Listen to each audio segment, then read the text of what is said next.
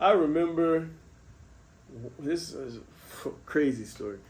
I can't believe I'm about to say this. So I remember back then, like I say, all races of people. So you might have had a girlfriend that was Filipino at the time. You might have had a little white girlfriend, or so-called white girlfriend. You Mexican, I had a Mexican girlfriend. Like, you just liked who you liked at the time. So I remember there was this one female in our class, and it wasn't like we were together or whatever, but you would find groups of people that you would take different routes and walk with home. One day I ended up walking on her route, and she looked at me and she was like, "Why are y'all's lips two different colors?" like what? I remember going home and like looking like, oh, like what it is. Like, I knew what she was saying. Like, why is, so-called black people, why is it like that? That was one moment. Well, I'm getting deep into this. Y'all better appreciate this. And I'll never forget this particular moment. I had a homeboy, a friend, or a neighbor. His name was Nathan. He had a sister named Lindsay, right? And this was real early on, like elementary school.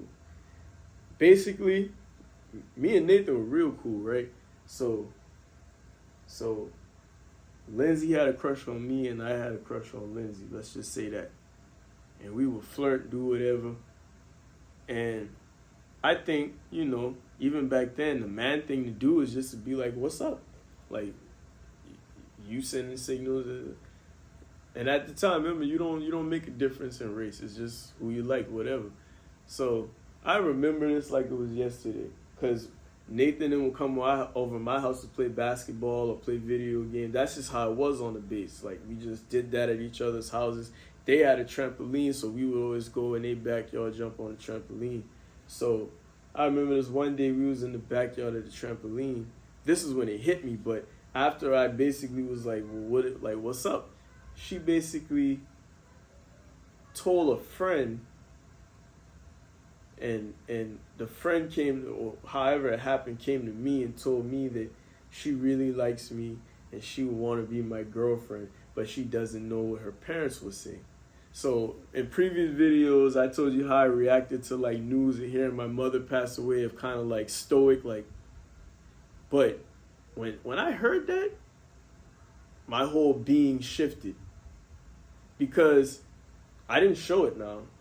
I didn't show it till later, because I'm gonna get to that. But my whole being shifted, and that's when I began to like pay attention, I guess, because I couldn't understand even then how it was cool for your brother to sleep at my house, I don't even think I ever slept. Hey, I never slept at their house, but they slept at my house. But your brother would be at my house, I'd be at your house to whatever extent. And it's all gravy. But when that thought comes to mind, your parents, like, what type of parents? So what is this really? Like, I was able to think that then. So I played it cool the whole time. We ended up in their backyard later. But y'all, I ain't gonna lie, like, the thing that hit me so deep, that was my first point of, like, realization. Like, I ended up, like, just walking out the backyard. Like, when them boy walked in, I just walked out, like, and I shedded a few tears.